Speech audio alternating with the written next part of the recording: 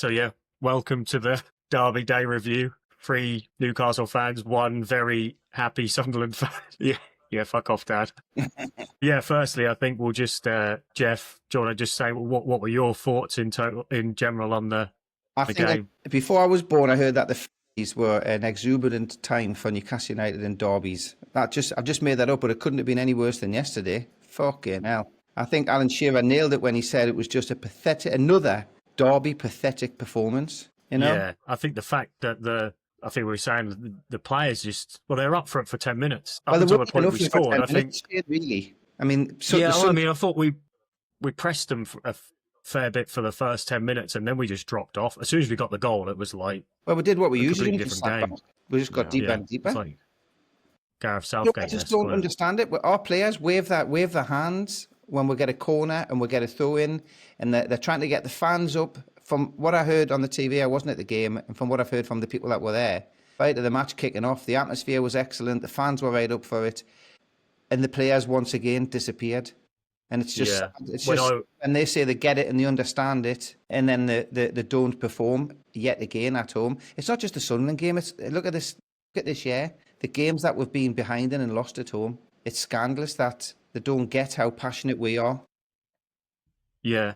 I think it's like on the radio, they were saying like it's the best atmosphere they've ever been a part of and stuff like that. The people who were from TalkSport on the radio and stuff, and I was like, and then I got in, turned the TV on, and it was really loud, and I was thinking, God, Jesus, like it's a good atmosphere.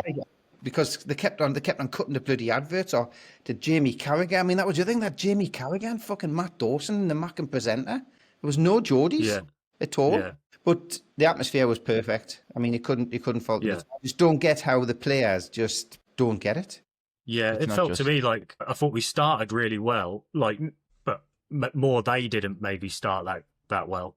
Yeah. Well, I think they understand their keeper being a bit nervous. Tyne, for all he's got experience, the pressure was on him because I think they said was that his first start in the Premiership, or one of his own starts in the Premiership. It's a second start. You get the fact, but I thought Sunderland looked solid. They looked organised. They looked passionate. They looked everything that we weren't. I think we let them get back into the game. We did. We scored, and then by sitting back, they found their rhythm, and then they start. But they played really well. I think I saw a stat somewhere in the first half. I think did we have 60% possession in the first half, and it didn't really look like that but Sunderland didn't really threaten. And then in the second half, I mean, again, what chances did we create? Gordon had them 2 shots. He knocked over the bomb. I had the Botman header. I can't think of anything else. I mean, obviously, Shaw's goal was a bit controversial, but in this day and age, Shaw's goal. So, but if in this day and age, if you're in front of the goalkeeper, you're going to potentially get pulled. But I just don't get it. No, I don't get it either. I'm lost for words. I honestly thought it was just disgraceful from not just the players, just everything. I mean, you build up a game like that with the T4s that you're saying beforehand, and like it just seems like not one player actually cared enough to even have a go. I mean, for me, Anthony Gordon, for all that he's been slagged off, was probably one of our best players yesterday. He started, and then he took. I thought Voldemar played all right. Yeah, to be that fair, was probably his best wrong. game in midfield, which is just. But he might have played all right, but he's still not a midfielder, and I don't know. Like, I mean, I've got to say, I think the next 7 games are going to be very interesting from a players and management perspective, and how the club reacts. You know, in the summer. We've got nothing else to play for apart from the league now. But when you think how we got turned over by Barcelona in that second half, you would have thought that yesterday was the way of not just putting the December derby game to bed, but the Barcelona capitulation, can't I say it, on Wednesday night to bed. It's just disgraceful. Yeah, I mean, no wonder Eddie Howe looked unhappy. But also, I think what's noticeable is not one Newcastle player came out into the written media and made any comments. Where's your bottle? Where's the old, get your arms in the air, come on, get the fans up, get yourselves up. You're the ones that are playing football. Did you not find it funny that it was just like rinse and repeat with like subs as well, though? It was like super reactive subs, like not proactive at all. It was just fucking anything awful. Funny about yesterday, right? That's just like... But yes. Yeah. Oh, fucking hell, honestly. Wissa, I can't. I do feel sorry for him. I don't even want to waste more breath on him. What did you expect him to do coming on with fucking 4 minutes to go? Yeah. Well, he sat there. He sat down and he sat Wissa down and showed him like a tactical board. What possible tactics are you telling him other than get in the box and have shots? I literally shouted that at the TV. I was like, just fucking get him on. Yeah. Like, why are you trying to show him anything? We're losing. Just get him on and say, score a fucking goal. Yeah. Hey, Josh, I was surprised you took Gordon off because I thought Gordon, of all the players, was the one that was... Well, he's incapable of changing a shape. It's like, fuck, I need to bring on a winger, and I've already took off the right winger, so fuck, I'm going to have to take off I'm going to have to take Gordon off because he's the only one I could take off. No, you could just take off a centre-back because we're literally losing and try and score a goal. But it's like, no, must stick to exactly my system, my way, cannot change. Like, I mean, he's got Walter Marder as well, right? So he's got Walter Marder, who's our tallest player on the pitch. And then what he does is he'll take Walter Marder off at the same time as he takes Jacob Murphy, brings Jacob Murphy on, who then whips more balls into the box. Yeah. To who? Yeah. It's stupid. To players who are nowhere near his size. Yeah. I mean, there's a lot. I mean, the calls for Eddie Howe to go before the derby were like pretty substantial. Now it's like crazy. Like, yeah. He made a comment. He made a comment after the Barcelona game where he said he could move on quite quickly from the Barcelona game. His hardest job was to pick the players up. But seeing his interview after the game yesterday, I would question whether he had moved on from the Barcelona game because, you know, he was down in the dumps, obviously, because we hadn't performed and hadn't played well. But sadly, he made the tactics. They're playing to his tactics, and it's a derby game. Tactics shouldn't come into it. You should just be going hell for leather to get as much out of that game as possible. Leave your skin on the pitch. Yeah, I don't think as well that as a manager, I know the players should be able to get themselves up for a derby, but he clearly couldn't get them up for it either. And I saw someone on one of the social channels put at half time, they put, please Eddie Howe, do not find a way to fuck up this half time with your team talk because we're always absolutely dog shit in a second half. It's like he goes in and says, right, please sit back, do not attack. Don't give them the ball. Please, it's like all negative stuff rather than being like, we're winning, do this, do X, do Y. It's just literally completely negative. They were saying that Dan Burn was asking them to slow the game. Was it the second half? Yeah, he was. He was asking them to slow the game down. But I think it's one of those, sadly, and I hate Sunderland more than anybody else in the world. You've got to give them every credit. I thought they were dead well organised, really passionate, and they wanted it. Well, they waited for their time, didn't they? They didn't. They just knew that they'd get a chance. Yeah, I thought Ramsdale didn't do too bad. He was just sort of left on his own, really, weren't he? Just made a good save. For Talby, who nearly scored, he made a good save. But I mean, the goal again, the goal. Obviously, Lafay comes down the right, crosses it. It unfortunately goes through Dan Burn's legs, and him and Chow. Yeah, but Tino was meant to follow him in. Yeah, he moved 5 yards forward, and Tino just stood there and watched him. So it was just like, you know, it was two tap-ins. What are you doing? Somebody, it was just. Should we give Dan 10 pence just for his meter? I mean, fucking hell. He's got wind up down there in Sunderland, hasn't he? Loads, yeah. Yeah. I said at the beginning of the season, easy 6 points. I obviously didn't think it would have been the other way around, but to be fair to Sunderland, it was an easy 6 points. It was, yeah. We didn't turn up at all in either game. Yeah, I think it's. I don't want any player to leave, anybody to leave in the summer, because basically that's 2 derbies they've got to make up for now. Yeah, well, I think that something big's going to happen, I think either the manager goes or there's going to be a massive overhaul of players. And I don't mean that our shit players will go. I think our good players will go. Yeah. If we don't make a change. Tenardi's more or less said that in an interview, hasn't he? He's more or less said that, you know, in football you can't be loyal. You've got to follow the clubs that are doing well. I mean, Trafford yesterday winning that, you know, Man City winning the Carabao Cup, and I saw Trafford celebrate. And I just thought to myself, no wonder they didn't pick Newcastle. Yeah. But I think it's as well, like, there's no way that the players aren't sat in there questioning Eddie Howe now. Yeah, like, they must be questioning him. I'm not disagreeing. Especially the winners, the serial winners, or like the people who want to be serial winners, like your Tenalis, your Brunos, the players that would be courted by other places. Why was Bruno, you know, Bruno's such a big fan of Newcastle United, why the fuck was he not at the game yesterday? Apparently he had a swollen face. I don't fucking care, mate. Put a hat on. Get yourself to the derby match, you club captain. I don't care what excuses he makes. Just drag the cunt there. He's got mumps and he's had to fucking isolate for 5 days. At that point when you catch United, highly contagious disease. Put a plastic bag over his head and just get him into the fucking ground, because the fans are on absolutely mental. If he's got mumps, I'd have picked him up, shoved him in the Sunderland just fucking dressing room. And he'd have still Especially done after a the better game. job than Joe Willock if he Well, was I've starting decided months. I'm not going to cut my hair until Newcastle win a home derby match. If I can get an afro like that kid can for Man United, I'll be over the moon. Yeah. You just have it all around the sides. It'll be an upside down one, won't it? Yeah. God. What would you, if you were in charge at Newcastle now then, Jeff, would you make a change of manager, or are you saying you still think he I'm should? sorry, shit. I am 100% Eddie in. I just think that. I remember the dross that we had to put up with when Keegan left, and we ended up with wankers like Kenny Dalglish and Graham Souness and fucking Joe Kinnear. So for me, he's been here 4 years. The jury's out in some cases. He's got a lot to prove next year. But I'm definitely Eddie, and I wouldn't make any changes. I just think that if he's given any of them days off today, mind you, I'd be pissed off as well. I just think they've got to start to realise what it means to us Newcastle fans. What about you, Josh? No, I'm to be honest on the same as Jeff's, exact same reasons. But I think the summer highly dictates exactly what happens with Eddie Howe's future, because there's got to be an overhaul in the summer. Has to be an overhaul. But sadly, Josh, I think there will be. And like Shane said, I think we will lose 2 or 3 of our top players because we won't qualify for. Would you blame them though? Like if you're Tonali, who's he's on one of the best runs probably in his career in the last 2 years, 3 years, and you've got the potential to go to City and win cups, probably guaranteed every year, instead of battling to finish top 7, losing at home to teams like Sunderland. Like, would you go to Arsenal? Yes, I would. I would go. See, I think. I mean, Shane, what you say to me, mate, what you're saying, I agree with. I just can't. I can't say it out loud. Yeah, I'm definitely in there needs to be a change camp. I have been for a while, but I love Eddie Howe. I love everything he's done, and I get what you guys are saying. But the club's in a completely different position now than it was back then. Like we can have credit, we can have all these other things, but like there's so many things that are showing as like complete negatives, which are like the players don't seem up for it.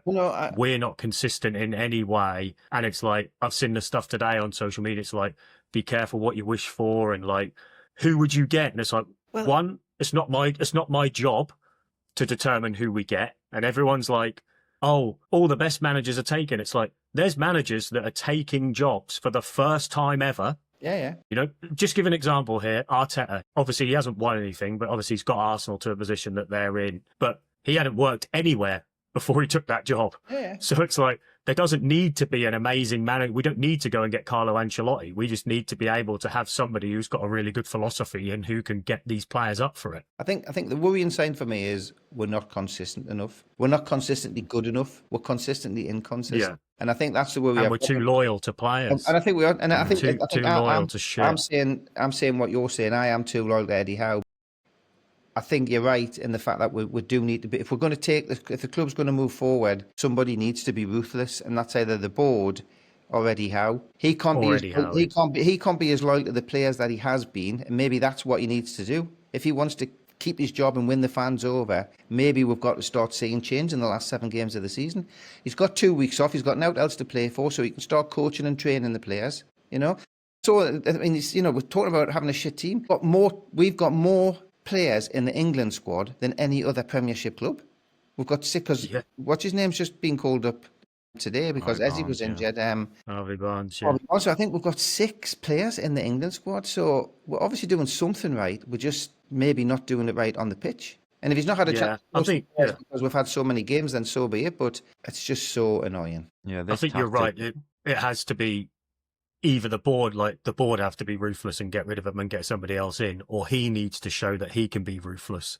Yeah. And because that's probably, like we've said 100 times, it's been his best personality trait and his worst at the same time. Like when we were shit, avoiding relegation, he grouped everyone together, and his loyalty is what got us out. Where now that isn't, you can't be loyal to Trippier, Willock, these players like that. I mean, I love Shaw. And a picture cut to him was Ryan Taylor, and a cut to Shaw on the state stand. And Trippier he was a great buy for us, but to be honest, he's 35 years of age. We can't give Trippier a contract. We can't give Shaw a contract. We've got to move on. If you'd asked me that 6 weeks ago, and Shane, you did, I would have been one of those people that's saying, I think maybe we deserve it, but we can't afford to. We've got to start being, what would Pep do? Look at the players he's let go. I read a read a thing this morning because someone had asked someone on X about what was it like when Eddie ran out of time and relegated Bournemouth, basically, and that someone had done an article which said that he started bringing in players that didn't suit his system, but he wouldn't change his system to suit the players that he brought in. So like they started like staying in the Prem, could attract a better caliber of player, bought those players, but then those players didn't match his system and he didn't change his system. So, and it's like, if that doesn't sum up like us this summer, you know, it's like we've bought Voltemada, bless him, he's like a class footballer, but he doesn't fit our system and we haven't changed our system to fit him in. It's like, yeah, it's just a bit. Yeah, I mean, well, it's in the summer is definitely coming back to bite us on the bum. Yeah. I mean, I was talking to somebody yesterday and then it was like, well, you've got an expensive squad. And when you actually look through the squad and how much we're paid for players, I mean, they talk about Saudi's putting the hand in their pocket. Well, to a degree, when you think about how much we've spent, they have put the hand in the pocket. We just haven't bought the right players. It's been over 500 million since Eddie's been there. Like, so. What's your thoughts on last 7 games? Do you think the players and the management have got something to prove to the fans? Well, yeah. What is a good season for us now? Well, it has to be anything. I don't think anything can be classed a good season now. No. 6th. I think, yeah, there's not a hope in hell we get that. If we did, obviously, like, great, but I think realistically we're going to finish 9th, 10th, like, if we're lucky. Pontus asking Josh, I mean, he'd be a shit manager. Just look at his FPL. Yeah, it's a shame, you know. It is a shame. It's just, like, all you want now is... But to be honest, if I sit here, if they come out fighting in the next game, I'm just going to be twice as pissed off as I am right now. Yeah. You know, it's like, all right, we'll do it now. Game, look at the Chelsea games. Look at them games where there was fight. Like that Yeah, Man United game. I mean, this time last week, Josh, this time last week we had Barcelona second leg, Sunderland at home, and look how deflated we are. But the Man United game, they hadn't lost a game under Carrick.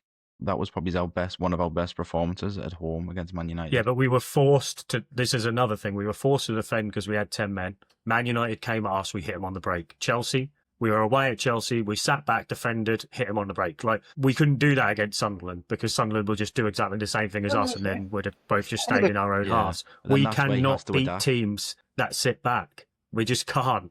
Like, no matter how shit they are, we just can't do it. Spot on. Teams have worked us out 100%. And that's why Sunderland were playing from the back yesterday. I know they made that mistake because they were trying to draw us out. Draw us in, yeah. We should have just done what fucking Pep did against Arsenal when he's just like, have the ball. Yeah. Did you see him? He just he played 4-2-4 and he just let Arsenal's defenders have the ball. He's like, I'm just not going to let you midfielders get it. The defenders can have it if you want. Then you just have to pump it long and we'll just have the ball. Like. But again, I mean, Pep was right up for that match, wasn't he? Yeah. I mean, it was a tactical masterclass. It just showed again. Mickey Mouse Cup a year ago, and he's won it 5 times, and everybody was singing from the rooftops with the accolades, weren't they? Yeah, it's funny how things change in a year. So what's up with Dan? He's messaged saying that he didn't want to rub it in our faces, so he's not going to join or something. God, yeah. He said his computer's shit because he lives in Sunderland and his internet shit because he supports Sunderland. So yeah, all right, well, yeah. We'll catch up on Wednesday anyway, but I thought I'd just we'd get this together. You know, the worst is how bad it is. I'm at the rest of the home games for the rest of the season. Fucking hell, get in.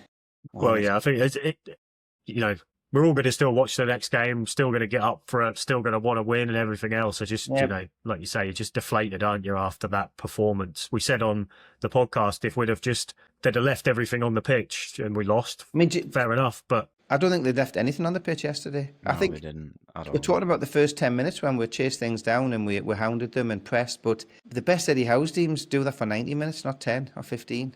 Well, did you go and listen to that Gordon interview because it's pretty insightful. He's basically saying like we're shit, and he's like we don't know how to. We're scared of like conceding goals and stuff basically. So it's like, and where does that come from? Did you see that doesn't come from him, does it? No. But did you see that stat? I think we've played 51 games this season and conceded 77 goals. And I think Eddie Howe's best season, we played something like 48 games and only conceded 54 goals. So when he says we're scared to concede goals, I'd hate to say what not scared is.